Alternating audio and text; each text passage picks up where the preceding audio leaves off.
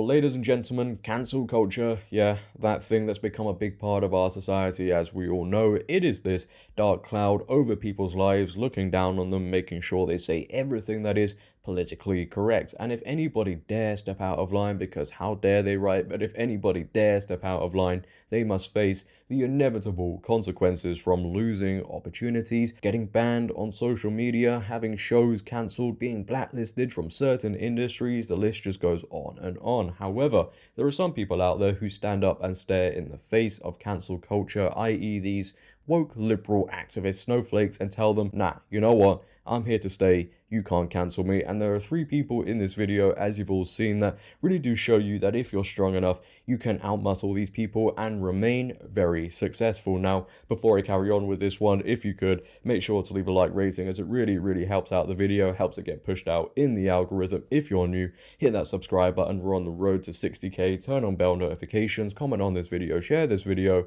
and let's start with Dave Chappelle. This is where the fun begins. Back in 2021, Netflix aired a special with the comedian called The Closer, where Dave Chappelle spoke about a load of things from race, gender, and sexuality, those things that you must not speak about any longer. The hour-long special titled The Closer was released October 5th, serving as the end of the comedian's multi-million-dollar deal with the mega streaming platform. It's seemingly the most incendiary the comic has been in his musings of race, gender, and sexuality. In the special, he claims that the largely white LGBT movement has moved past the black civil rights movement, offers public support for JK Rowling for her anti-trans views, and continues his rants on the hashtag #MeToo movement. And due to this, as I'm sure a lot of you know, Netflix were faced with mass employee walkouts, oh no, criticism from the LGBTQ and comedy communities, and threats of subscription cancellations. This stand-up special was Dave Chappelle's 6th in the past 4 years, and it was widely condemned as harmful to the transgender community. So it's pretty clear already just early on in this video who was allowed to be criticized and who isn't. You know, if you make jokes about certain communities, well, that's it, but these communities can constantly complain and act like they run the world, but as soon as it's dished out to them in the form, again, of a joke, nah, we can't have that one. The world must stop spinning, and the person who caused all the backlash must apologize. But the controversy of this stand-up led to a transgender Netflix showrunner resigning from Netflix. Again, oh no, a Netflix trans employee walkout was then announced. The Netflix's co-CEO, however, Ted Sarandos, actually defended Dave Chappelle in a staff-wide letter by saying, while some employees disagree, we have a strong belief that content on screen doesn't directly translate to real-world harm, Sarandos wrote, because again, apparently making jokes is just so deeply offensive, it is harmful, it affects the world so much. The leader of the trans walkout was then fired. Netflix workers decided to walk out. Netflix employees and allies mobilized outside of Netflix's Los Angeles offices with support from LGBTQ rights organizations and transgender and non-binary in-house talent such as Queer Eye's Jonathan Van Ness and Elliot Page. Organizers decry Chappelle's special as well as his failure to meet with the transgender Netflix workers. And all of that was just in 2021, right? All of that was caused by one person getting up on stage and telling a few jokes in a stand-up special, which made people laugh, by the way. And if we think about it, that stand-up special in October of this year was aired 3 years ago, and within those 3 years, things have certainly gotten worse. I mean, he even had a show cancelled in 2022. Dave Chappelle's show cancelled over transgender jokes controversy. Comedian Dave Chappelle has had a live show cancelled at the last minute due to controversy over some of his jokes. The First Avenue in Minnesota apologized for booking him and said the show would move to another theater. Again, over a few jokes. But cancel culture well and truly cancelled this man. Right, I mean, he refused to even apologize to triggered trans activists, saying, I said what I said. For the record, and I need you to know this, everyone I know from that community has been loving and supporting, so I don't know what all this nonsense is about. Well, it seems like cancel culture may have failed in this little mission because, well, just recently, Netflix aired another special featuring, well, none other than Dave Chappelle, which again It's caused some controversy. Dave Chappelle continues to mock trans people in new Netflix special. Maybe it's time for Dave Chappelle to try some new material. Maybe you should just get a backbone. The comedian's newest special, The Dreamer, debuted on Netflix on December 31st and largely focuses on his early years in entertainment and how he manifested his success. But he floods the first 12 minutes of the set revisiting his favorite target in recent years, transgender people. So all those walkouts, all of those calls for Dave Chappelle to be cancelled, silenced, well, it worked, didn't it? And Netflix are still at this point truly suffering. Oh no, he continues to make people laugh and in the future will continue to make people laugh. So that's one person they didn't manage to cancel. And let's move on to the next woman who Dave Chappelle stood by and said he supports JK Rowling, which again, that didn't go down too well, and all of her controversy really started way back in June 2020. What did JK Rowling say exactly? On June 6, 2020, Rowling retweeted an op-ed piece that discussed people who menstruate, apparently taking issue with the fact that the story did not use the word women. People who menstruate, I'm sure there used to be a word for those people. Someone help me out. Wimben, Wimpound, Woomud, she wrote, or as the new owner of Miss Universe would say, from now on it's gonna be ran by women. But we all know it's only women that menstruate. However, there are people out there in these communities, these woke activists who are trying to rewrite the language, try and get rid of the words woman or women and replace it with people to be, well, more inclusive. She then posted a couple of tweets that gained more backlash, all about pushing back against the idea that sex isn't real. Then in June 2020, again, Rowling published a lengthy post on her website and sent out a tweet that read, "Turf Wars. This isn't an easy piece to write for reasons that will shortly become clear, but I know it's time to explain myself on an issue surrounded by toxicity. I write this without any desire to add to that toxicity," she wrote. For those people who don't know, last December, I tweeted my support for Mayor Forstater, a tax specialist who'd lost her job for what was deemed transphobic tweets. She took her case to an employment tribunal, asking the judge to rule on whether a philosophical belief that sex is determined by biology is protected in law. Judge Taylor ruled that it wasn't. Rowling explains that she became interested in trans issues while researching a character she's writing. Rowling also outlined 5 reasons for being worried about the new trans activism. So what did she essentially do that was so bad? Well, she stood up for women and pushed back against the woke ideology that wants to erode women and anything to do with gender in our society. You know, the ideology of convincing everybody that left is right, up is down, and the sky is red. But not only did she receive backlash online from fans of Harry Potter, these triggered activists, but also the cast of Harry Potter came out and condemned what JK Rowling did. You know, those people that without her, they wouldn't be as famous as they are.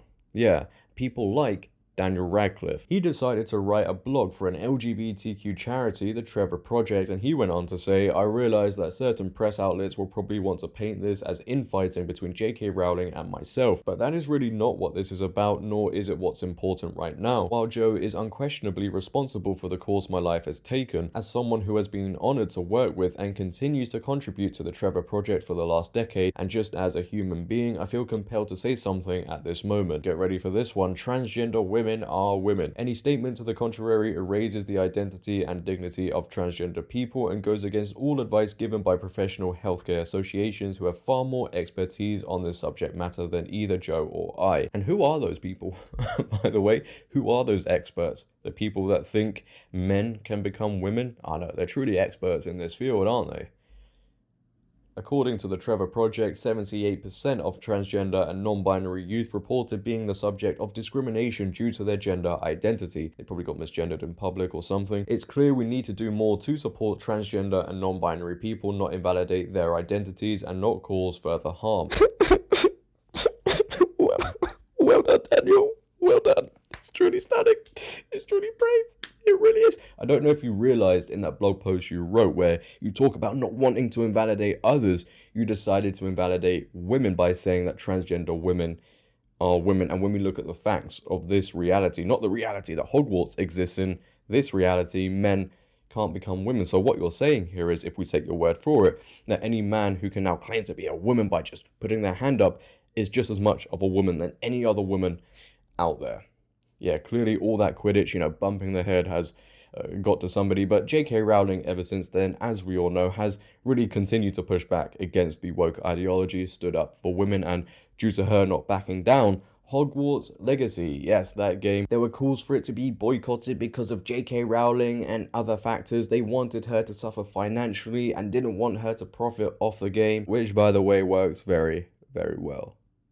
Because an article that was posted 17 hours ago on PC Gamer reports Hogwarts Legacy sold over 22 million copies. Warner Bros. Executive brags it's the best-selling game of the year in the entire industry worldwide. Yeah, I've never seen a boycott work so well in my life. I really haven't. But what about her books? Well, in 2022, sales of Harry Potter books soared magically despite calls for a boycott of author JK Rowling over her trans views, and the Washington Examiner reported on the 7th of January of this year, yes, 2024, that Harry Potter sales were up nearly $5 million despite attempts to cancel JK Rowling. And the success of JK Rowling will continue for many, many years, unfortunately, for these woke liberals, because the things she's done for millions of people, the books she's written, the films that were created off of those books, the childhoods that she's affected, it just outweighs any call for any boycott from these people, and it will just always remain the case. But lastly, and I would say most recently, Ricky Gervais, yes, another comedian who has always been under fire for the jokes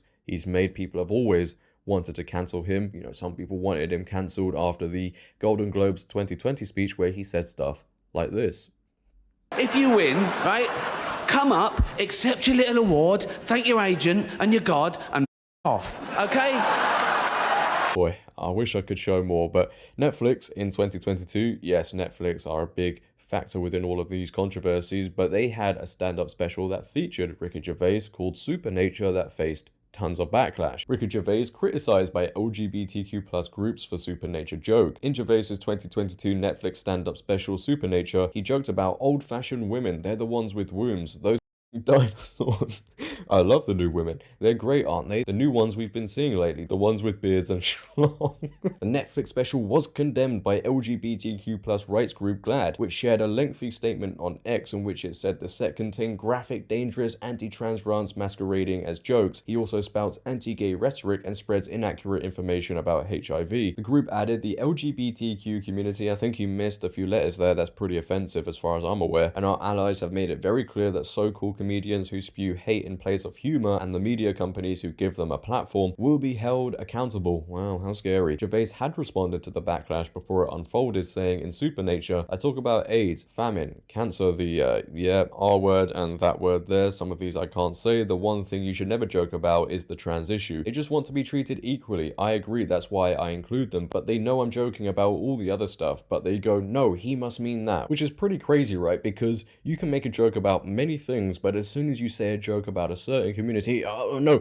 he must be telling the truth about that one. He means that one, because people just wake up wanting to be offended or don't want anything to be offensive. How arrogant are you to think that you deserve to go through life with no one ever saying anything that you don't agree with or like? And I think that clip right there is pretty relevant and will remain relevant for many years to come. But Netflix, once again, had another stand-up special featuring Ricky Gervais, and once again, it caught a lot of heat. Ricky Gervais has stirred up another controversy with a joke in his new Netflix special, Armageddon, which at the time of this article, it hadn't even been released. In a teaser clip released by the comedian, Gervais jokes about terminally ill children, calling them Baldy and the Arsler. Now, more than 12,000 people have signed a Change.org petition demanding Netflix remove the joke from Gervais's upcoming stand-up special, which hits the platform on December 25th. Immediately after the controversial Armageddon joke, Gervais says to the audience, these are all jokes, alright? I don't even use that word in real life, the R word. I'm playing a role. And yeah, look, these dark humor jokes are going to cause a lot of controversy. When you hear somebody make that sort of joke today, you sit there and think, wait, hold on a second, because that is pretty out there. And he also jokes about things like immigration, etc., which has caused a lot of backlash as well. But this is the issue for Netflix, right? And this will always remain an issue for Netflix because their content today is mainly tailored towards a Gen Z audience. You look at their new content, it's for younger people and the liberal agendas, etc. You can't play both sides. So as soon as you have somebody like Ricky Gervais or Dave Chappelle with a stand-up and they say these controversial jokes, of course these situations are always going to come about because of who you normally push your content towards. Not that it really affects Netflix financially, but they always get the bad PR and calls for subscriptions to be cancelled. And I really do think at some point in the future, they're going to have to pick a side. They can't just sit there and be like, okay, we're going to do both things, because it doesn't work in today's climate. But the calls for Ricky Gervais to be cancelled, the petitions being signed, didn't stop him winning an award at the Golden Globes. As I mentioned in a video a couple of days ago, former Golden Globes host Ricky Gervais wins ceremony's first stand-up award. Ricky Gervais, who has hosted the Golden Globes 5 times, was a surprise winner at this year's event for his Armageddon special. Gervais, who was not present at the Beverly Hilton, took home the Best Performance in Stand-Up Comedy on Television award, the first stand-up award at the ceremony, which, you know, that news I'm sure has upset a lot of people because they have used their energy on trying to get someone cancelled, and it hasn't worked. They can't believe somebody as evil and hateful and mean as Ricky Gervais would win an award. But again, these 3 people I mentioned in this video, Dave Chappelle, JK Rowling, Ricky Gervais, and there are many others out there, but these people show you that if you don't bow down to the mob, you don't apologize, you just keep on going, you can remain very, very successful. And I think how we move away from cancel culture is just to ignore these people who wake up every single day and are just offended by everything. The wind blows in a different direction and they start crying. We ignore them and we just carry on. We ignore the woke mob and people just carry on with their day-to-day lives. And soon enough, you know, maybe it would start to die out. Who knows? But leave your thoughts down below, ladies and gentlemen, on these 3 people. Is there anybody else you wanted me to mention that will also be cancel culture? I'd like to know. If you have enjoyed today, make sure to leave a like rating, as it really, really helps out the video. If you're new, hit that subscribe button, turn on bell notifications, comment on this video, share this video. But until next time, it has been your boy JD. Have a great day, stay safe, and I'm out. Peace.